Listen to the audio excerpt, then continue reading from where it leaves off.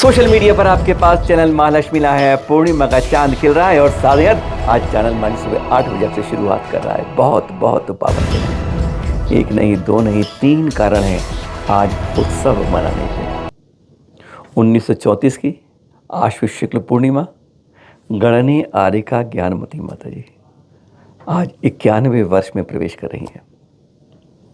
सभी के प्रातः स्मरणीय गुरुवर आचार्य श्री विद्यासागर जी महामुनि राज इसी वर्ष के लगभग 7 माह के पहले हमें छोड़कर चले गए।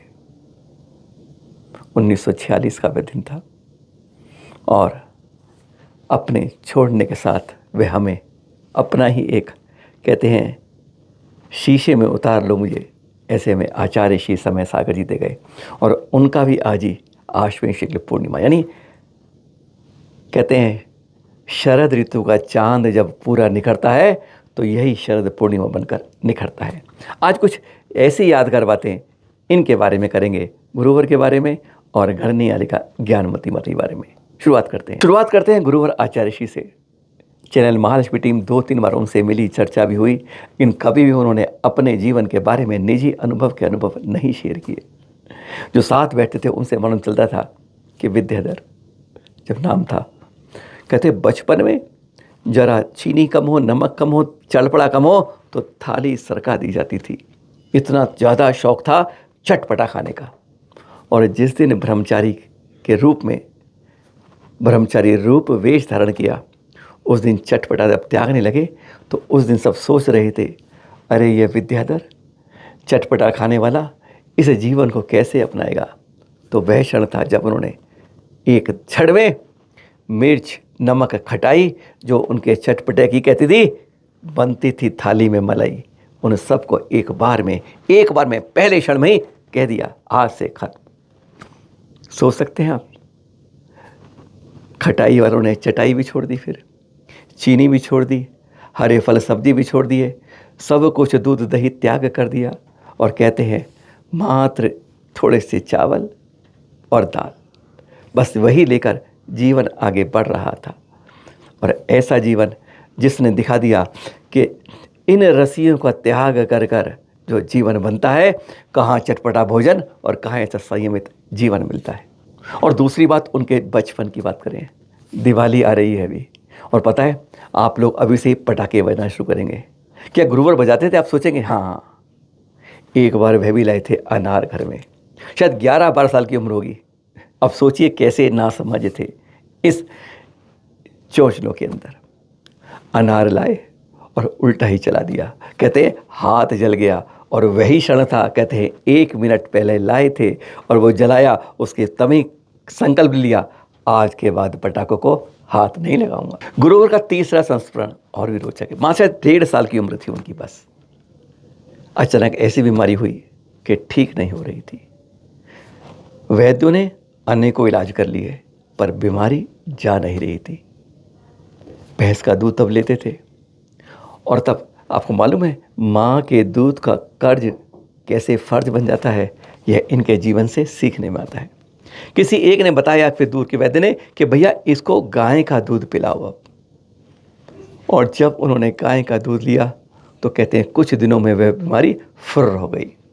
और सोच लीजिए, जब उन्होंने दीक्षा लेने के बाद उस माँ गौ माता का कैसे कर्ज का फर्ज निभाया कि उन्होंने सैकड़ों जगह पर गौशालाएं खोलकर पशुधन की सुरक्षा करने का एक नया आयाम जैन समाज को दिया। अठन्नी भी क्या खेल रंग करती है, यानी अठन्नी भी जीत का मादा पैदा करती है।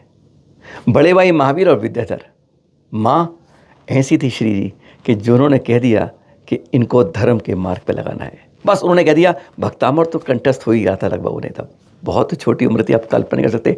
आज 70-80 साल में भी ऐसा याद नहीं कर पाते जो उन्हें याद था। माँ ने कह दिया, महावीर और विद्याधर जो भी पहले जिन्हें सहस्त्र नाम 357 गाथाएं पढ़ती हैं, सूत्र पढ़ते हैं, तत्वार्थ सूत्र, और साथ में 48 श्लोकों का भक्तामर, जो पहले याद करके सुनाएगा उसको 8 आने अठन्नी मिलेगी। सोच लीजिए। और क्या जज्बा था विद्याधर जी का। बस उसके बाद गुल्ली डंडा खेलना, नदी में तैरना, सब वो एकदम जैसे भूले, खेलते सब थे लेकिन मन में वही दोहराते रहते थे। साइकिल पे तेज भागते थे लेकिन वही गुनगुनाते रहना। और उन्होंने चंद दिनों के अंदर यह तीनों याद करके माँ को सुना दिए और हाथ बढ़ा दिया, माँ अठन्नी। विश्वास कर सकते हैं आप, ऐसा तेज दिमाग था उस तोता का, उस पीलू का। अरे बहुत नाम से, गिनी, कई नामों से पुकारते थे उनको। हाँ, कई बार जीवन में होता है ना, आप कोई नई चीज़ सीखते हो तो अंग्रेजी बहुत वैसी बात थी। तो उन्होंने अंग्रेजी में पहला शब्द क्या सीखा आप जानते हैं आप क्या?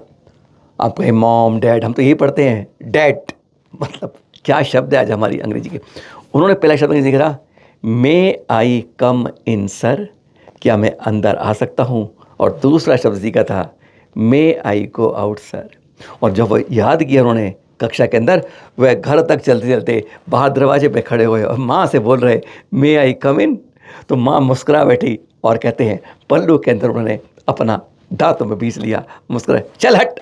हिंदी में बात करते हैं, कन्नड़ में बात, वो कन्नड़ बोलते थे और कन्नड़ में माँ ने मुस्कुरा लिया और उनको आंचल में लपेट लिया था। हाँ, तीसरी क्लास नहीं पढ़ी उन्होंने, आप सबने पढ़ी, हमने पढ़ी, सबने पढ़ी है। पर क्या बात थी जानते हो क्यों? इसलिए नहीं कि निकाल लिया था, नहीं, दूसरी कक्षा में ही उन्होंने तीसरी का पाठ याद कर लिया। जब दूसरी का परीक्षा दी तो टीचर महोदय से कह दिया गया कि बालक इतना तेज है, तो उन्होंने कहा अब तीसरी की आवश्यकता नहीं है, सीधा चौथी में प्रवेश होगा। ऐसे थे आचार्य ऋषि के गुण। आज इतनी ही बात करेंगे, फिर यह बात ऐसी है, उनका गुनगुनाना, उनके बारे में मंथन करना, उनका पूजन करना, गुरुवर के प्रति यह कि बचपन से ही कहते हैं होनहार वीरवान के होत चीकने पात। ऐसा जीवन था विद्याधर का। और विद्यासागर जी महामुनि राज का तो हर कोई जानता है। गढ़नी आरिका ज्ञानमती माता जी दीर्घायु होती जाएं और हमें हमेशा सत्य ज्ञान देती रहें। 91वें वर्ष में प्रवेश आज। चैनल महालक्ष्मी ने कई बार उनसे चर्चाएं की हैं। आज वही कुछ उनसे जब निजी अनुभव लिए थे, आज वही, और वह चर्चा सुनाते आपको केवल जब वह 30 वर्ष की थी। आज आपको वही दिखाते हैं। उन समय 4 अनुभव चैनल महालक्ष्मी थे, आज वह 4 अनुभव। एक युवा आरिका संग में कई बीमार कमजोर भी थी, छोटी छोटी भी थी, और बात अनंतपुर से होते हुए असरेपुर तक पहुंची थी।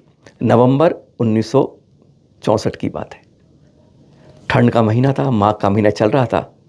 उस समय लैंग्वेज में दिक्कत आती तो पहले ही चिट्ठी भी लिखवा ली कागज पे, पहले लिख दो अगला मंदिर कहाँ पर है, कितनी जगह रुक सकते हैं, कहाँ आहार मिलेगा।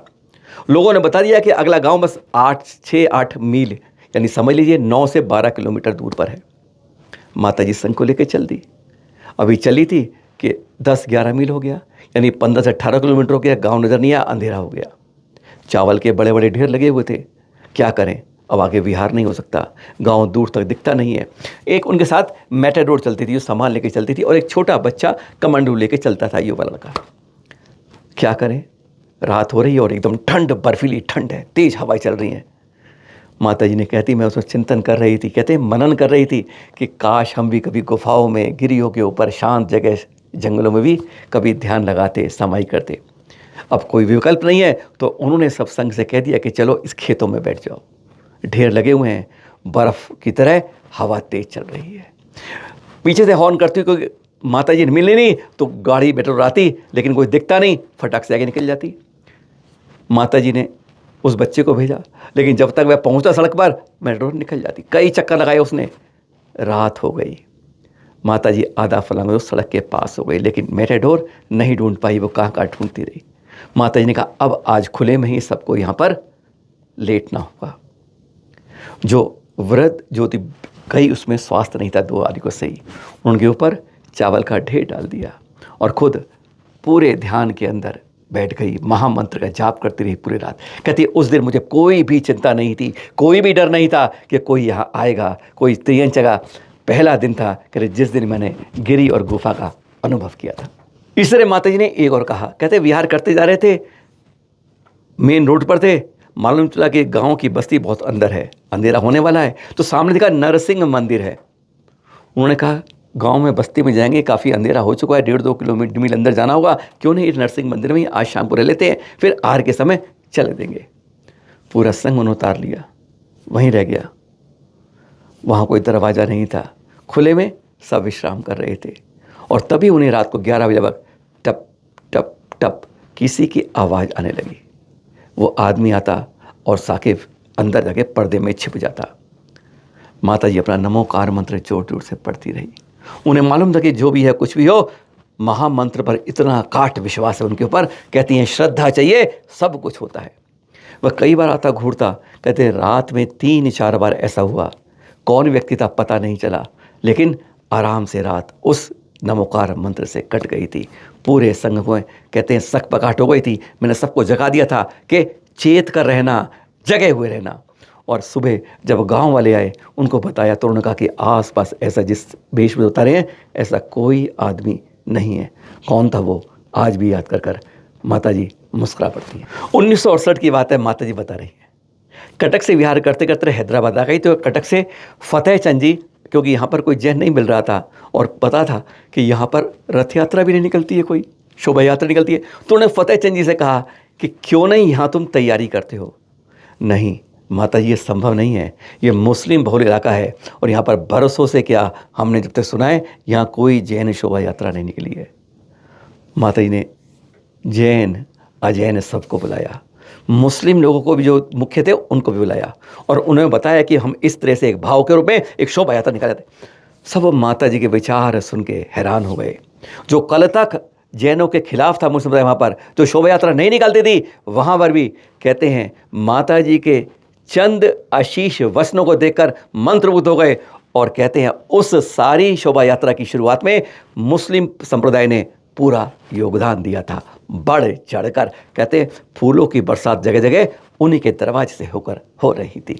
ऐसा गजब का प्रभाव माता जी का उस समय, आज से 60 साल पहले की बात कर रहे हैं आपसे। माता जी बताइए 1964, हाँ वो दिन था श्रावण शुक्ल की सप्तमी, पपोरा जी में शूली का दीक्षा देनी थी। कहते हैं बादल अचानक इतने आ गए, तब खुले में था, ऐसे कोई बंद कमरे में नहीं थे। ये हम बता रहे हैं इसलिए कि माता जी की कृपा में कैसे कैसे अतिशय होते हैं। उन्होंने कहा मैं ये सिर्फ एक बता रहे आपको, उन्होंने कई बताए हैं इस तरह के। हाँ उन्होंने कहा कि उस दिन सारे लोगों ने कहा, समाज ने, माता जी आज तो दीक्षा नहीं हो पाएंगी, इसको हम कल या जब मौसम खुलेगा उस दिन के लिए टाल लेते हैं। माता जी ने कहा अभी कितनी देर है। कहते माता जी मात्र 2 घंटे बचे हैं और ये मूसलाधार बारिश रुक नहीं रही है। उन्होंने कहा तुम तैयारी करो और बाकी सबको एक जाप दे दिया कि आप 11 लोग या मंदिर में बैठ के आप जाप करना शुरू कर दीजिए। कहते हैं माता जी ने जैसे जाप दिया, लोगों ने ध्यान से वह करा और माता जी सबके आगे बैठकर जाप में शुरू हो गई। 1 घंटे के अंदर वह मूसलाधार बारिश ही बंद नहीं हुई। कहते बादल भी छट गए और हल्की धूप सामने आ गई। पूरा समाज हैरान था। कहते हैं मौसम विभाग क्या करेगा, सब जगह से बात थी कि आज 24 घंटे बारिश रहेगी, लगातार रहेगी और केवल उस लगभग थोड़े से एरिया के अंदर ही बारिश रुकी हुई थी। माता जी ने शूली का दीक्षा दी और जैसे ही शूली का दीक्षा खत्म हुई उसके 3 मिनट बाद वही मूसलाधार वर्षा वहाँ शुरू हो गई। लोग हैरान हो रहे थे, क्या सपना देख रहे थे या हकीकत देख रहे थे, और माता जी वहाँ पर मुस्कुरा रही थी। ऐसे अनेकों संस्मरण माता जी ने दिए हमें, जो आज भी हमारे दिल में समेटे हुए हैं। वंदनामी करते हुए उनके चरणों में और गुरुवरों के आशीष बारंबार नमोस्तु करते हुए फिर मिलेंगे आपके साथ 8 और 8 सादर जय हिंद। गुरु पूजन करिए, वंदना कीजिए, गुणगान कीजिए, क्योंकि ऐसे दिन बार बार नहीं हर बार आते हैं। सादर जय जिनेंद्र।